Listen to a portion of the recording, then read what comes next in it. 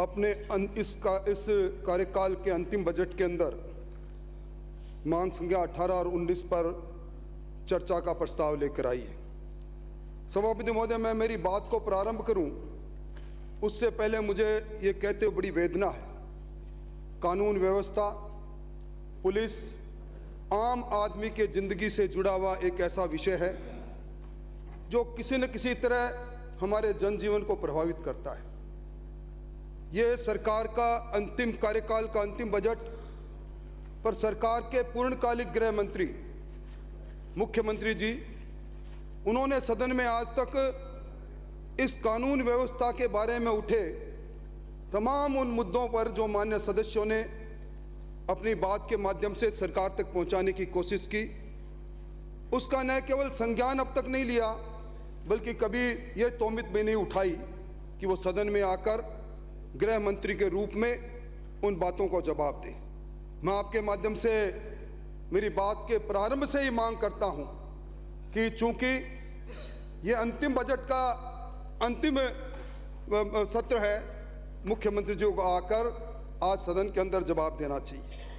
सभापति महोदय, ये सही है, मानव सभ्यता जब आकार ले रही थी, चाहे कोई भी काल रहा हो, अपराध रहा, अपराधी रहे, अपराध और अपराधी कभी इस समाज से अलग नहीं हुए, परंतु सवाल इस बात का है कि शासन में बैठे लोगों का अपराध और अपराधी को देखने का नजरिया क्या है, उनकी नीति क्या है, उनकी रीति क्या है। ये बात निश्चित तौर पर इस बात का आकलन करने की आवश्यकता है। सभापति महोदय, हमारे संविधान निर्माताओं ने संविधान निर्माण करते हुए जो भी लोक कल्याणकारी सरकार होगी उसका प्रमुख दायित्व इस बात को रखा उन्होंने, चाहे हमारे डायरेक्टिव ऑफ प्रिंसिपल में हो, चाहे हमारे फंडामेंटल राइट में हो, कि इस लोकतांत्रिक व्यवस्था से चुनी हुई सरकार का पहला कर्तव्य है कि अपने आवाम को वो अपनी जिंदगी महफूज से शांति से जी सके, इसकी व्यवस्था वो करें। और इसीलिए सभापति महोदय, आर्टिकल 21 में हम लोगों को अधिकार दिया, राइट टू लिव, जिसको हम कहते हैं स्वतंत्रता का दैहिक अधिकार। और अभी सभापति महोदय, मैं पिछले कई घंटों से मान्य सदस्यों की बात सुन रहा था। पक्ष के लोग अपनी बात कह रहे थे, प्रतिपक्ष के लोग अपनी बात कह रहे थे, परंतु हर मान्य सदस्य ने अपनी बात कहते हुए लेकिन शब्द का इस्तेमाल जरूर किया। यानी आज की कानून व्यवस्था, पुलिस की व्यवस्था से सत्ता में बैठे लोग हो चाहे प्रतिपक्ष में बैठे लोग हो, किसी ने भी पूर्णतः संतुष्टि जाहिर नहीं की। सभापति महोदय, इस राजस्थान की खूबसूरती है कि यहाँ आम व्यक्ति कानून के प्रति प्रतिबद्ध रहे, और वही राजस्थान की दूसरी खूबसूरती भी है कि राजस्थान के आगोश के अंदर वो इतिहास छुपा है, जिस इतिहास को देखने के लिए दुनिया का वो पर्यटक, चाहे दुनिया के किसी मुल्क से निकले, हर छठा पर्यटक राजस्थान में आना चाहता है, देखना चाहता है। सभापति महोदय, बहुत से ऐसे लोग हैं जो हमारे साथ विश्वविद्यालय महाविद्यालयों में पढ़े, विदेशों में बसे। जब आजकल जो उनके दूरभाषा बात होती है तब वो ये कहते हैं कब राजस्थान वो राजस्थान नहीं रहा जो 4 साल पहले था। अब राजस्थान में दहशतगर्दी है, अपने आप को सुरक्षित महसूस नहीं करता। अखबारों में नित नई रोमांचक समाचारों ने लोगों के मन में इस राजस्थान के अंदर जो राजस्थान को देखते थे वातावरण कर दिया, और इसीलिए पर्यटक भी राजस्थान से मुख मोड़ते चले गए। बड़ी वेदना है। निश्चित तौर पर आज सदन में जिन लोगों ने अपनी बात कही, गैंगस्टर की बात अभी नहीं कही, गैंगस्टर द्वारा प्रोटेक्शन मनी लेने की बात कही। राजस्थान के अंदर इस प्रकार अपराधियों और अपराधी को निश्चित तौर पर चिंता की बात है। और सभापति महोदय, पुलिस बेड़े के बारे में अलग अलग राय हो सकती है। देखा है कि 4 सालों में पुलिस की प्राथमिकता सिर्फ इस बात की थी, सत्तारूढ़ दल के अंदर जो अंतर कानून व्यवस्था से संभालने से ज्यादा पुलिस को चिंता उसकी रही। न जाने कौन सा बहरा, न जाने कौन सा काम बात रही। सभापति महोदय, संसदीय जीवन आपका भी रहा। मैंने मुख्यमंत्री को कभी गृह मंत्रालय से इस प्रकार का आमोह करते नहीं देखा। कितना दुर्भाग्य है। राजस्थान में 4 साल 2 माह पुरानी सरकार पूर्णकालिक मुख्यमंत्री नहीं पाई। आज राजस्थान के अंदर फील्ड जिनके बारे में कभी मान्य सदस्यों में अलग अलग राय जाएगी, जो फील्ड में जाकर कानून व्यवस्था संभालते हैं, सभापति महोदय उसकी योग्यता करेगी। जो सत्तारूढ़ दल के विधायकों को साथ रखे, संतुष्ट करके रखे, वो सबसे योग्य अधिकारी मान गया। और मुझे कहते हुए अफसोस है, आईपीसी नहीं, इंडियन पेनल कोड नहीं, सिरोही से आने वाले सदस्य MPC MLA penal code, MLA के आधार पर पुलिस राजस्थान की कार्रवाई करे। और इसका नतीजा क्या निकला सभापति महोदय? हर निर्वाचन क्षेत्र में कोई न कोई व्यक्ति कार्यवाहक डीजी की भूमिका में आ गया, मिनी मुख्यमंत्री की भूमिका में आ गया। और सभापति महोदय, वो मंजर हमने सबने देखा जब तीनों पहरों के अंदर सरकार कह रही, हमने उस नाकाबंदी को देखा, हमने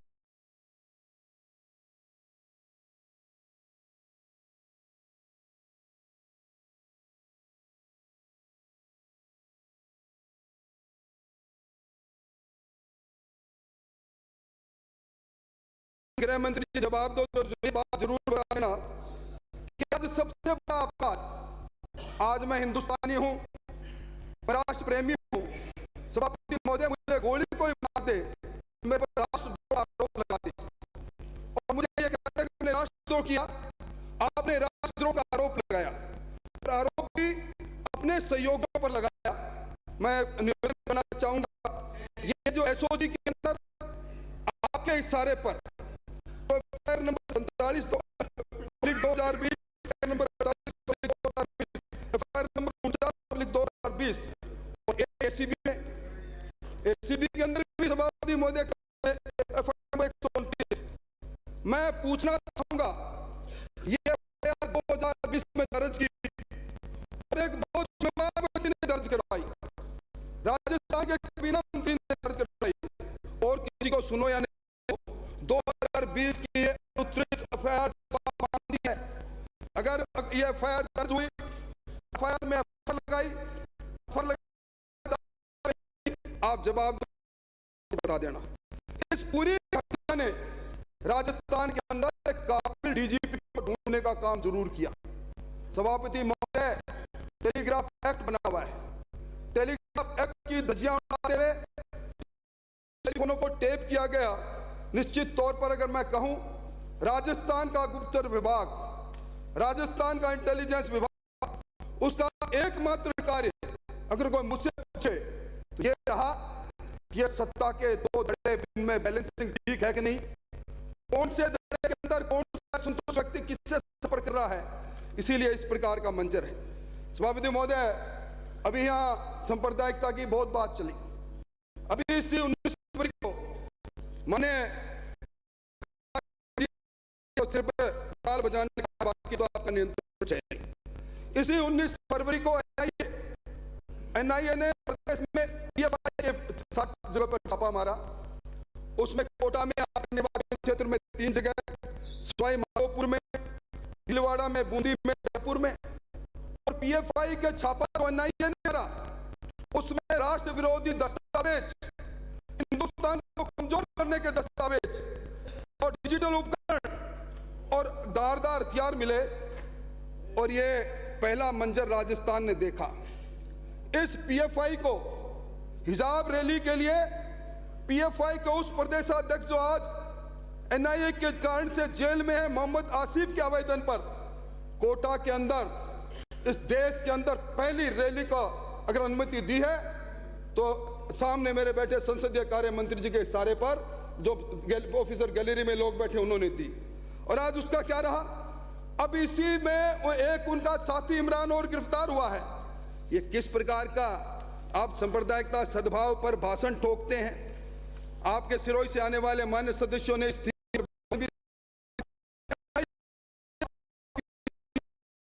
सवाल कर रहे हैं।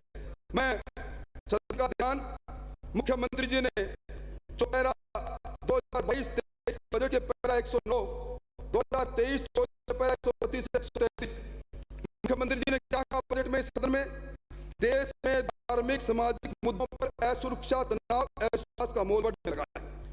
वासुदेव कुटुंबकम के विचार को आत्मसात करने के लिए सरकार के साथ सभी जागरूक संस्थाएं, प्रबुद्ध नागरिकों को एकजुट होकर सामाजिक समरसता कायम करने के लिए अथक प्रयास, देश के साथ प्रदेश की शांति, संप्रदाय, सौहार्द, भाईचारे के माहौल बनाने के लिए प्रयास करना होगा। बहुत अच्छी बात है, पर आपकी कथनी और करनी, ये जो हर जगह वोट बोलने की, वो वोट की फसल काटने की आपकी अदाने, राजस्थान को मैं जिम्मेवारी कह रहा हूं, भ्रष्टाचार की भट्टी में राजस्थान जल उठा है। 1 अप्रैल 2022 को के अंदर रामनवमी पर पुलिस की परमिशन से जो जुलूस निकल रहा था, हमला हो गया। हमले के बाद में लोगों पर हमला किया गया, 28 लोग उनको मुजरिम बना दिया गया। सरकार की दृष्टि की है। सब मई 2022 को देश की जंग आजादी का संघर्ष करने वाले बाल मुकुंद बिरसा की मूर्ति पर जब पाक समर्थित झंडे लगा दिए गए, लोगों ने एहसास किया, बर्बर लाठीचार्ज का जोधपुर के लोग कभी भूल नहीं पाएंगे। और इसी अप्रैल 2022 के अंदर छपरा के अंदर आधा छपरा जल उठा, और छपरा के अंदर जो मुख्य आरोपी था वो आसिफ अली तीसरे दिन रोजा अख्तियार की पार्टी में मुख्यमंत्री जी के निवास पर रहे। इससे बड़ी क्या बात हो सकती है? सभापति महोदय, मैं आगे बात बढ़ाऊं, मैं झालावाड़ की बात करूं, गंदर की बात करूं, भवानी मंडी की बात करूं, नौर के विश्व हिंदू परिषद प्रखंड सतवीर सारण के हमले की बात करूं, मैं राजगढ़ अलवर के अंदर 250 वर्ष पुराने शिव मंदिर को से तोड़ा की बात करूं, मसाला से प्रवेश द्वार राम मंदिर की बात करूं, पर मैं एक बात, राजस्थान में ये पहला मौका, राजस्थान में खनन माफियों के सामने नतमस्तक होती सरकार 503 दिन तक कृष्ण स्थली आदि बद्रीनाथ और कंकाचल पर्वत में वो कृष्ण से भगवान कृष्ण का अवशेष नहीं मिटता। इसका 503 दिन का धरना सरकार ध्यान नहीं दे। विजय दास का वो आत्मदाह करके धू कर अपने को जलाना, इस सरकार में बैठे लोगों को मौका आने पर उस आग की लपटों से बच नहीं पाओगे। कन्हैयालाल की बात 28 जून की बात मुझसे पहले लोगों ने कही। मैं एक बात कहना चाहता हूं सभापति महोदय, आज हालत क्या है? धर्मांतरण करने वाले बेखौफ है, हिंदू देवी देवता को अपमानित भाषा का प्रयोग हो रहा है, समूह विवाह के नाम पर धर्म परिवर्तन करने की कोशिश की जा रही है। और मैं एक बात जरूर कहूंगा, ये कन्हैयालाल का सर कलम हुआ, शिकायत हुई, आपने जाकर तत्कालीन एसपी मनोज चौधरी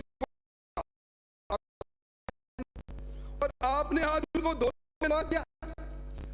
सरकार, ये खुद सरकार जिसको एक करने का काम करें। सभापति महोदय, लगी हरियाणा से लगी है, पंजाब से लगी है, गुजरात से लगी है, आजकल हो रहा है। इन प्रदेशों में अपराध नियंत्रण करने के लिए प्रदेशों की सरकार जब शिकंजा कसती है, अपराधी पनाह लेने के लिए यहां आ जाते हैं। उत्तर प्रदेश के अंदर योगी सरकार ने माफियों को तोड़ा। गैंगस्टर या तो जेल में या रामपुर में या लंगड़ा गैंग का सदस्य बना हुआ है।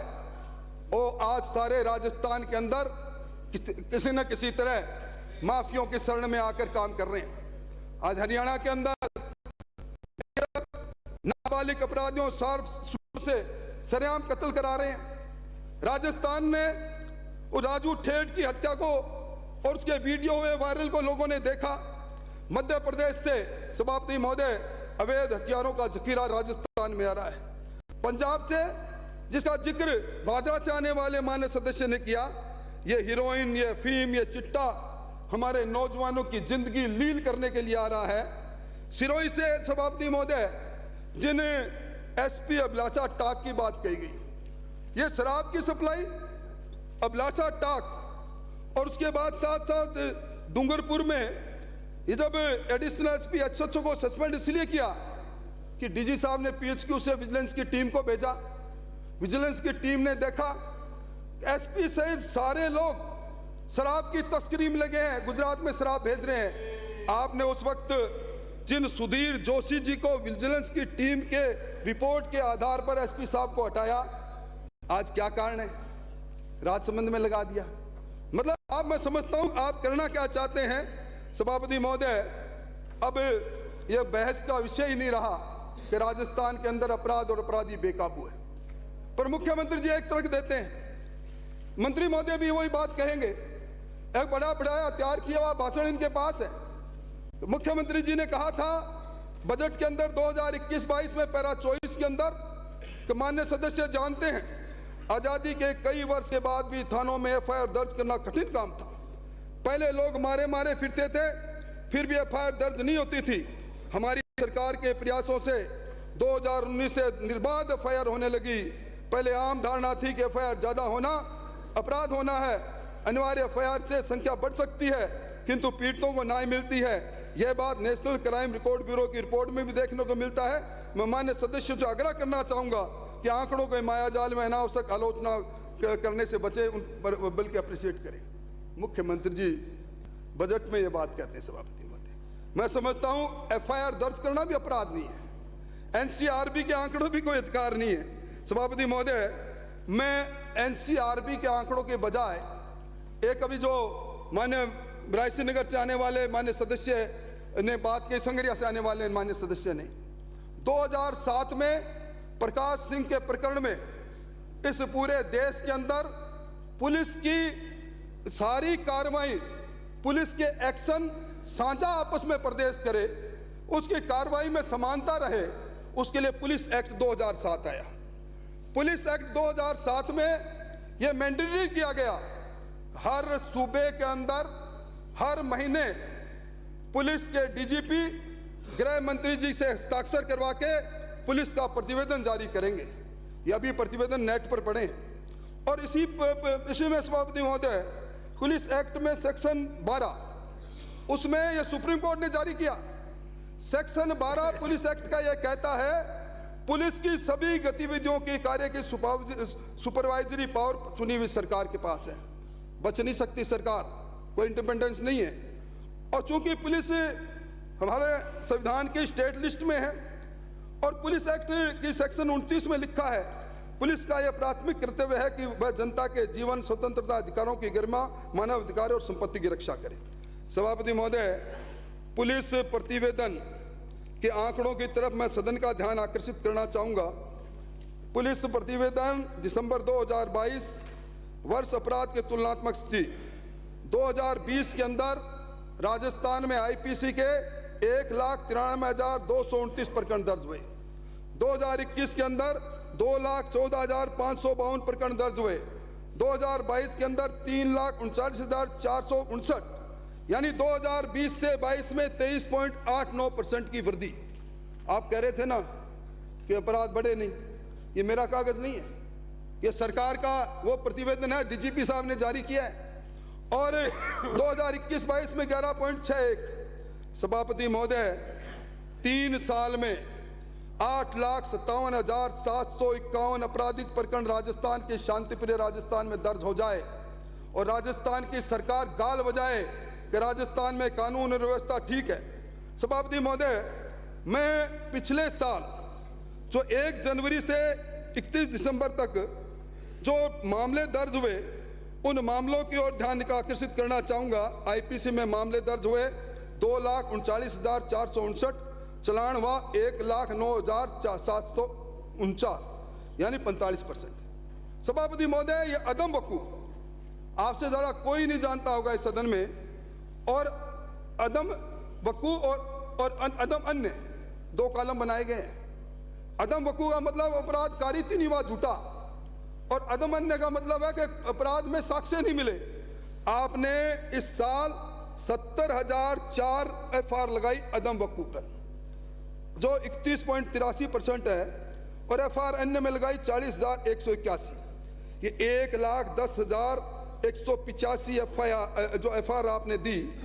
मैं समझता हूं कि अदम वकूफ अगर FR है तो झूठी FIR है, तो आपने IPC की धारा 182 के अंदर कार्रवाई कितनों में की? आप जवाब दें तो मुझे बता दें।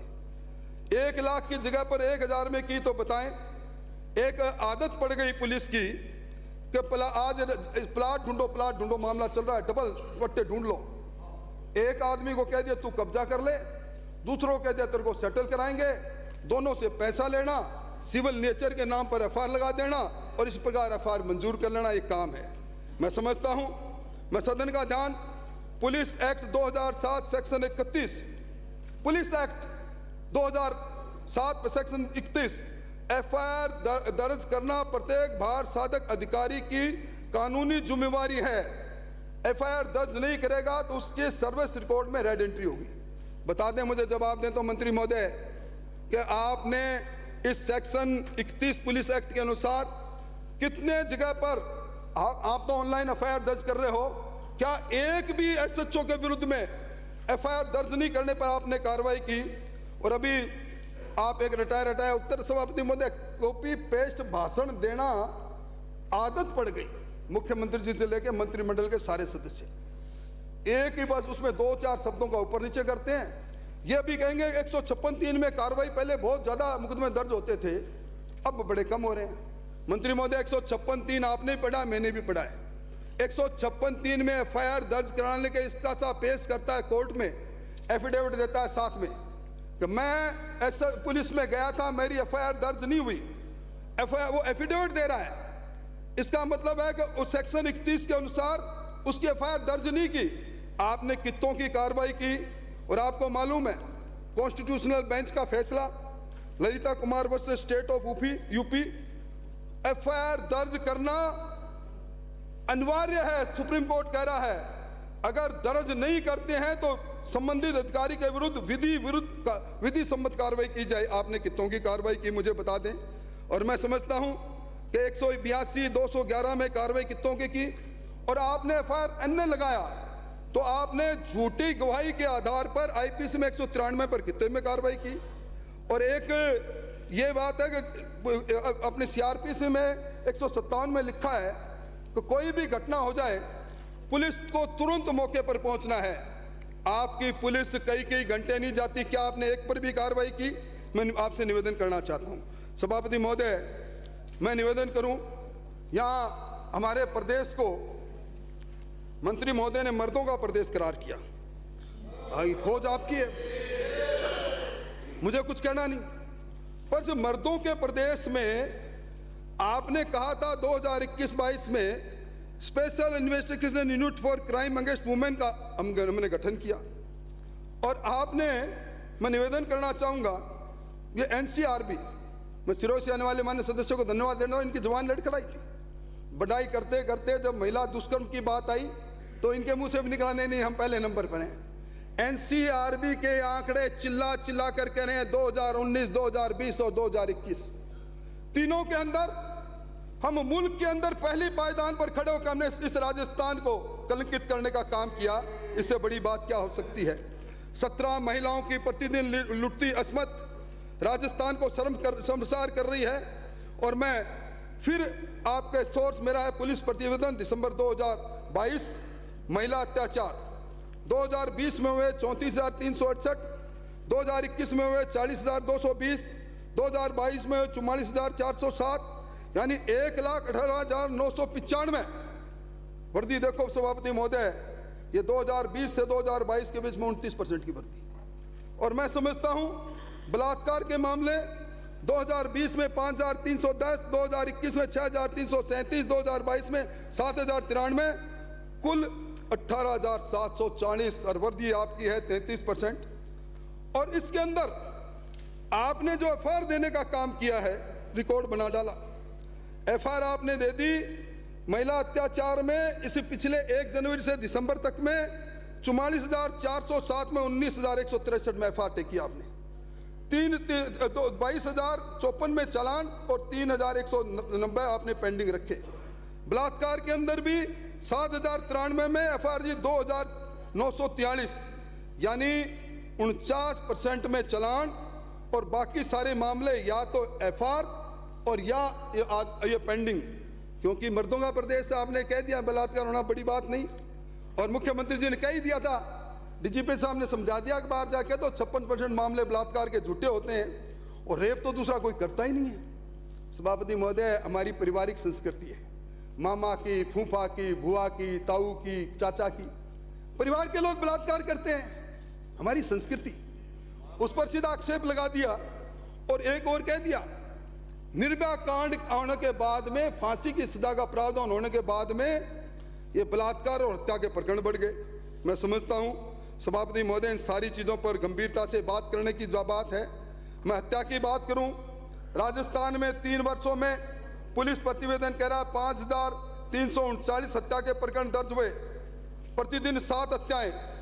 सभापति महोदय, सीकर का वो विभत्स दृश्य जब मैं देखता हूं, सभापति महोदय, मैं आत्मा से कहता हूं आंसू निकल आते। क्या कसूर था उस दोताना के ताराचंद कड़वासरा का? बेटी कनिष्का को डॉक्टर बनाने के लिए फीस जमा कराने गया था कोचिंग इंस्टीट्यूट में, गोली का शिकार हो गया। उस बच्ची का अपने पिता की लाश पर लिपटते हुए, रोते देखते हुए मानवता शर्मसार हो गई। इससे बड़ी बात क्या हो सकती है? और सभापति महोदय, दुर्भाग्य इस बात का है कि हत्या के मामले में भी 50.16% में चालान सरकार कर रही है। 2022 में 1834 मामले दर्ज हुए, 920 में चालान। हत्या जैसा जघन्य अपराध, ये अनुत्तरित सवाल है। हत्या में आदमी का डेड बॉडी सामने आई होगी, हत्या के अंदर FR। और मैं समझता हूं कि जिस प्रकार का वातावरण बना है, इसमें निश्चित तौर पर बात करनी चाहिए। और ये अनुसूचित जाति, इस अनुसूचित जाति ने आपको सरकार तक पहुंचाया, माननीय मंत्री महोदय, 0.5% का मतों का अंतर था। आपके यहाँ 200 में से एक आदमी का मन बदला और सरकार आपके पास चली गई जिसमें अनुसूचित जाति के लोग थे। अनुसूचित जाति पर एक मंत्री को भेजा गया हमारे नहीं। सभापति महोदय, NCRB के आंकड़े, 2021 के आंकड़े, पूरे मुल्क में अनुसूचित जाति पर अत्याचार में हम दूसरी पायदान पर जाकर खड़े हो गए। 7,524 प्रकरण और 3 सालों में 23,293 प्रकरण। और मैं अगर पिछली साल की बात करूं, 2022 में 99 हत्याएं हुई, 54 में सिर्फ चालान। मैं ये बात इसलिए कर रहा हूं कि अगर आपको इस पूरे मामले के अंदर हत्या जैसे मामले झूठे हैं तो आपने कार्रवाई 182 में क्यों नहीं की? और बलात्कार के अंदर SC की बच्चियों में बलात्कार 658 में से 286 में FR, ये क्या कहते हैं? और इसी प्रकार ST के अंदर 3 वर्षों के अंदर 23,293 मामले दर्ज हुए। और 2022 की मैं बात करूं तो 3 वर्षों में 81 प्रकरण दर्ज हुए और 2022 अकेले में 40 और चालान 22 का। मतलब क्या हो रहा है सभापति महोदय? मेरे समझ की बात है। सभापति महोदय, मैं मेरी बात को आगे बढ़ाऊं इससे पहले मैं निवेदन करना चाहूँगा, एक अनुसूचित जाति अनुसूचित जनजाति अत्याचार निवारण संशोधन नियम 2016 बने हुए। अपराध हो जाता है बलात्कार पर 5 लाख रुपए, गैंगरेप पर 8 लाख रुपए और हत्या, इन सब पर सभापति महोदय अनुसूचित जाति अनुसूचित जनजाति के मृतक व्यक्ति की विधवा को या अन्य आश्रित को 5,000 रुपये पेंशन और महंगाई भत्ता जिस तरह बढ़े उसको बढ़ोतरी की बात है। सर, मृतक के परिवार के लिए रोजगार, कृषि भूमि और घर और बालक को स्नातक तक के लिए शिक्षा का भरण प्रबंधन। मैं आपसे पूछना चाहता हूं, ये नियम बने हुए हैं, आप बड़े अपने आप को कहते हो हम SC ST के कल्याण के लिए सोचते हैं। ये जो लोग किसी न किसी कारण से दुनिया से महरूम हो गए, उनके लिए आपने क्या किया? और सभापति महोदय, ये चोरियों को तो बात ही मैं क्या करूं, हमारे मेवाड़ में बकरा चोर गैंग का अंतक आज भी है। और बांद्रा से आने वाले मान्य सदस्य मुझे सेकंड करेंगे। मैंने पिछली बार भी कहा था, गधा चोर को आतंक आज भी आपके इलाके में विद्यमान है। पकड़े गए सभापति महोदय, ये मेरी तरफ इशारा करके कह रहे हैं गधा पकड़े गए, उधर इशारा करिए आप। नहीं, मेरी तरफ इशारा किया, गधे पकड़े गए। सभापति महोदय, आपके सामने मैं इंसान हूं, दो पैरों पर खड़ा हूं, आपने कैसे कह दिया जी? तो आप उनकी तरफ करिए। तो सभापति महोदय, चोरियां बहुत सुनी, पर नवजात शिशुओं की चोरी इसी सरकार में सुनी। सामान्य चिकित्सालय डूंगरपुर में मार्च 2021 में बच्चा चोरी होता है। 2 मार्च में ही बांसवाड़ा के महात्मा गांधी में बच्चा चोरी होता है। फरवरी 2022 में SMS में बच्चा चोरी होता है। उदयपुर में सबीना थाने में बच्चों की खरीद फरोख्त, बच्चों का व्यापार राजस्थान में। सभापति महोदय और सभापति महोदय, राजधानी से 340 किलोमीटर दूर पंडेर के अंदर, राजस्थान के अंदर बच्चियों को स्टाम्प पर बेचने का गिरोह आता है, बच्चियों को स्टाम्प पर खरीदता है। ये राजस्थान को कलंकित करने का काम होता है। और मैं चोरी की बात करूं, रिकॉर्ड बन गया सभापति महोदय। ये मेरा आंकड़ा नहीं, सोर्स पुलिस प्रतिवेदन है। 2020 के अंदर 28,695 चोरी, 2021 में 38,873 चोरी, 2022 में 40,364 चोरी, और बढ़ती है 40%।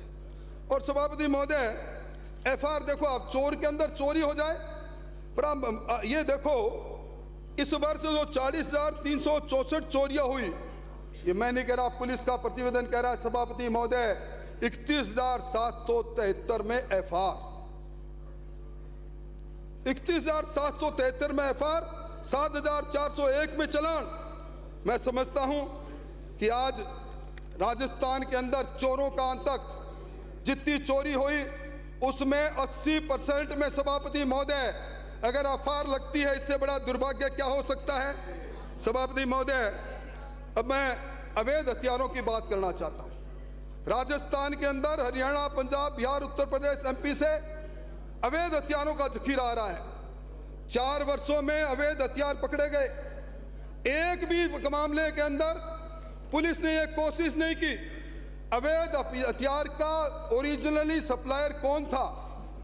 एक आर्म्स एक्ट बना हुआ है 1959, उसके सेक्शन 25 में कार्रवाई करी।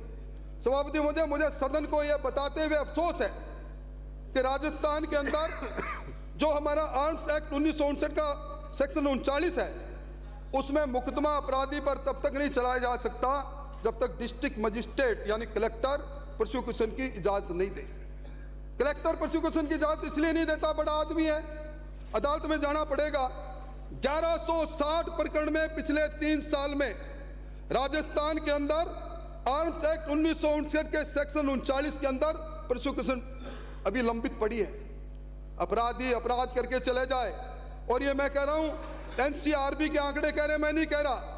अवैध हथियारों से राजस्थान में जो अपराध कारित, पूरे देश में राजस्थान तीसरे स्थान पर है। मैं समझता हूं कि ये इस प्रकार राजस्थान में आंकड़े बताऊंगा तो मेरा समय जाया होगा, पर एक बात जरूर कहूंगा, ये जो अवैध हथियार पकड़े जाते हैं या पुराने राजघरानों के जो हथियार हैं, माल खाने में जमा होते हैं। बरसों बरसों तक माल खाने का इंस्पेक्शन नहीं। भीलवाड़ा का मामला भी प्रकाश में आया। बनेड़ा राजघराने के वो हथियार, जो हथियार 317 हथियार, 1817 की पिस्टल जो कर्नल टार ने राजा भीम सिंह को दी थी, वो गायब हो गई। मैं समझता हूं इससे बड़ी शर्मनाक क्या बात हो सकती है। और सभापति महोदय, इन चोरों का आतंक दीजिए, ये अभी मंत्री महोदय जवाब देंगे। मंत्री जी, आप ये बता दो कि इसी 27 फरवरी को आपके पूर्व राज परिवार के गढ़ के अंदर जो म्यूजियम था, उसकी बेशकीमती चांदी के हाथी सहित करोड़ों रुपए के पुरातन महत्व के एंटिक सामान चोरी हुए कि नहीं हुए? आपकी पुलिस कितने घंटे बाद गई? मैं समझता हूं इस पर देखना चाहिए। सभापति महोदय, अब मैं निवेदन कराऊंगा, एक रिपोर्ट थी Child Rights and You CRY की, status report on missing children. इसमें कहा है कि 2021 में राजस्थान में प्रतिदिन 14 बच्चे अपने परिवार से अलग हुए, 14 नौनिहाल परिवार से अलग हुए। मैं समझता हूं, और इसमें बरामदगी भी देखें तो बरामदगी कुछ भी नहीं। उत्तर दें तो आप बताएं। और पुलिस में अभी बात बहुत चली। आपने कहा कि हमने पुलिस में थाना को पुलिस फ्रेंडली बनाने के लिए सीसीटीवी कैमरा और स्वागत कक्ष बनाए। ये स्वागत कक्ष तो नहीं, आपने यातना कक्ष पुलिस स्टेशनों को जरूर बनाया है। मेरी रिपोर्ट नहीं है, एनसीआरएस की रिपोर्ट, एनसीआरसी राष्ट्रीय मानव अधिकार आयोग की, उसकी रिपोर्ट यह है 2020-21 में 73, 2021-22 में 93, 2 वर्षों में 166 लोगों को पुलिस हिरासत में मौत देने का काम इस सरकार की पुलिस ने किया है। कितनी बुरी बात है सभापति महोदय। और इसमें हिरासत में मौत पर सीआरपीसी के सेक्शन 176(1) में हर न्यायिक अभिरक्षा में मौत होती है सभापति महोदय, उसकी मजिस्ट्रेटली जांच होती है। मैं पूछना चाहूंगा 173 मामलों में कस्टोडियल डेथ में कितनों में जुडिशियल इंक्वायरी हुई, और जुडिशियल इंक्वायरी के आधार पर आपने कितने पुलिस अधिकारी कर्मियों पर कार्रवाई की। मौत के बाद में कुछ लोगों को लाइन हाजिर कर दो, मैं समझता हूं यह बर्बरता की निशानी है। 17 दिसंबर 2022 को लक्ष्मणगढ़ में ब्रजेंद्र और संदीप को 500 दंड बैठक लगाई, मुर्गा बनाया, सर से टकरा दिया। 2022 में लक्ष्मणगढ़ में बाइक चोरी में 17 साल के नाबालिग सुरेंद्र को पीट कर मार डाला। इसी अगस्त 2022 में चूरू में तारानगर में भालारी थाने में पुलिस कस्टडी में एक नौजवान प्रमोद पारिक को इतना टॉर्चर किया कि वो पुलिस कस्टडी में चलती बस से कूद कर मर गया। 24 जुलाई को सरदार शहर चूरू में 26 वर्षीय नौजवान छगन शर्मा को झूठे पोक्सो के मुकदमे में चूरू की जेल में भेजा गया, निर्मम पिटाई करके हत्या कर दी। कुचामन सिटी के अंदर, मैं ये पूरा बोलूंगा तो मेरा समय जाया होगा, पर ये सारी बात ये कह रही है। और दूसरी बात ये कहूँ सभापति महोदय, पुलिस थाने के अंदर शेर है और बाहर इस पुलिस ने पिटाई खाने में भी रिकॉर्ड बना डाला। जय हो इनकी डीजी साहब की भी। 1023 प्रकरण इस पुलिस ने इन 3 वर्षों में 1023 बार मार खाई, 1023 बार। रोज पुलिस पिटी है राजस्थान के किसी न किसी जगह पर माफियों से। और ये तो देखो सभापति महोदय, एफआईआर भी पुलिस दर्ज कराए और उसके अंदर एफआईआर भी पुलिस लगाए। सिर्फ 14 प्रकरणों में 3 साल में 14 प्रकरणों में दोष साबित हुआ है, दोष साबित नहीं कर सके। और 60 मामलों में तो आपने एफआईआर लगा दी। और रोहित के मामले में भी मुझसे पहले सुमोरपुर से आने वाले मान्य सदस्य बोल रहे थे, वहां तो सभापति महोदय जिस प्रकार का मंजर रहा, मैं समझता हूं। और भीलवाड़ा में रायला थाने के अंदर नाकाबंदी में तस्करों ने ओंकार सिंह पवन चौधरी को उड़ा दिया। और सभापति महोदय, मैं मेरी बात को आगे बढ़ाऊं, इसलिए मैं निवेदन समाप्त करें। अभी मेरा टाइम पड़ा है, टाइम में 2 मिनट में समाप्त करें। सभापति महोदय, ये जो साइबर क्राइम की बात है, साइबर क्राइम में मुझसे पहले सभी लोगों ने कहा, सभापति महोदय ये पुलिस प्रतिवेदन में आपने 3 नवंबर को साइबर थाने खोलने की बात तो जरूर कर ली, पर फरवरी 2022 में इस डीजी पुलिस मुख्यालय ने परिवादों की सूचना मांगी, 20,179 परिवाद, और उसमें 9,557 में तो पूछताछ ही नहीं हुई। और अभी तारांकित पर्सन था एक, उसमें ऑनलाइन धोखाधड़ी सरकार ने माना 3 वर्ष में 2427 प्रकरण दर्ज हुए, चलान सिर्फ 253 में, 1841 में एफआईआर। साइबर क्राइम में मेरा नहीं जवाब में है 4405 दर्ज हुए और 2278 में एफआईआर। सभापति महोदय, मैं एक बड़ी जरूरी चीज पर आपका ध्यान आकर्षित करूंगा। मुझे मालूम है अभी मेरा टाइम है, आप कहोगे तो मैं बोलूंगा, पर मैं एक बात गंभीरता से कहना चाहूंगा सभापति महोदय।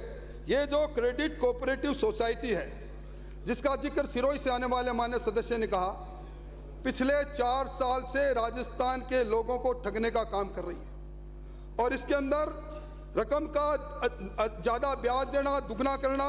सीकर के अंदर आपके इलाके में नेक्सा ग्रीन के ने अभी जो ठगी की आपके सामने है। आदर्श क्रेडिट सोसाइटी में 20 लाख निवेशकों के 44,682 करोड़ की ठगी। नवजीवन क्रेडिट सोसाइटी में 400 करोड़ की। साई कृपा के अंदर कोऑपरेटिव के अंदर 372 करोड़ की। और सभापति मिले कुल मिला के 4 वर्षों में 30 लाख निवेशकों से 32,000 करोड़। हाँ, मैं वो भी बोलता हूँ। और सभापति मिले इसी के अंदर जिस पर मुख्यमंत्री जी बात करते हैं, संजीवनी क्रेडिट कोऑपरेटिव सोसाइटी, 2,14,000 निवेशकों से 9,553 करोड़ का घोटाला। पर ये जो banning of unregulated deposit act आया 21 फरवरी को, उसको आपने लागू नहीं किया। उसके पीछे मकसद एक ही था, इस प्रकार के क्रेडिट सोसाइटी की संपत्ति जब्त करना और उनके खिलाफ कार्रवाई करना। और सभापति महोदय, मैं मेरी बात को आगे बढ़ाऊं।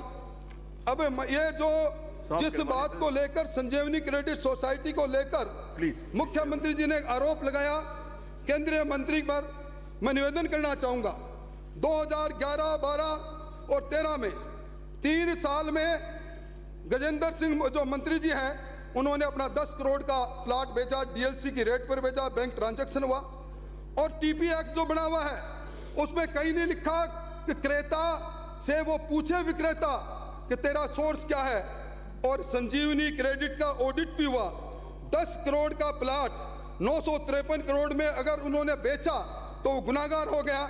और ये जो विक्रम सिंह जी ये है कौन? ये विक्रम सिंह जी वो है सभापति महोदय जो कांग्रेस के कर्मठ कार्यकर्ता है। ये देखिए, मुख्यमंत्री अशोक गहलोत की पश्चिमी रिफाइनरी सूर्योदय करवाने की शुभकामनाएं, ये विक्रम सिंह जी की फोटो आप देखिए सभापति महोदय।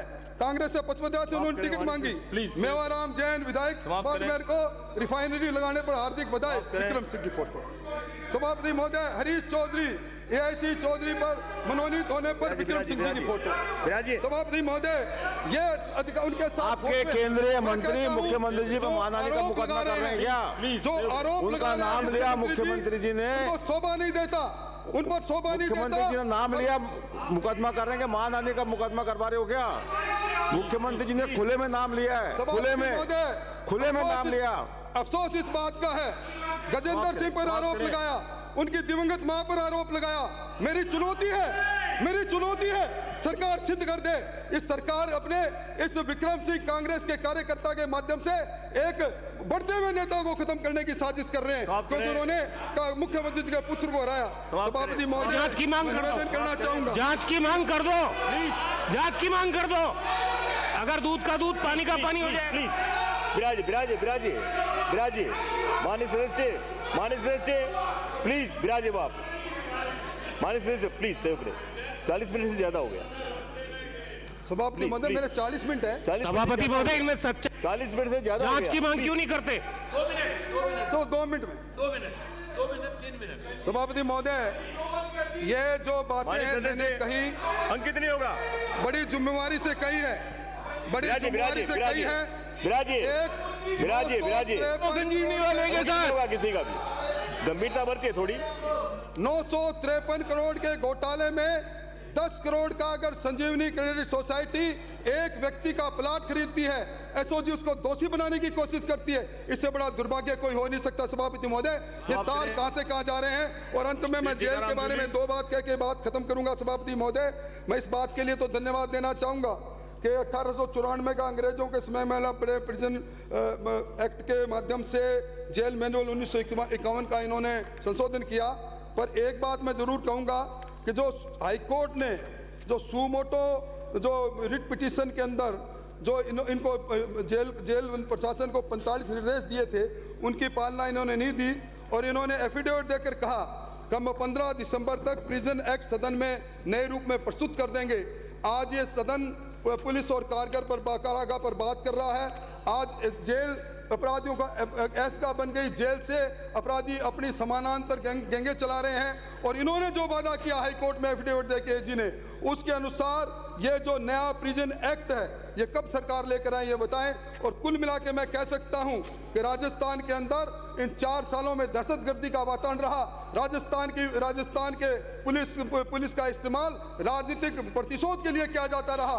और अगर इसी प्रकार करेगा, समय का चक्र बदल रहा है, मैं कहना चाहता हूं। और इस तरह जो करेंगे उनको आने वाले समय में भुगतान भी करना पड़ेगा। ये इसी मन से मैं कहकर अपनी बात समाप्त करता हूं। टीकाराम जूली।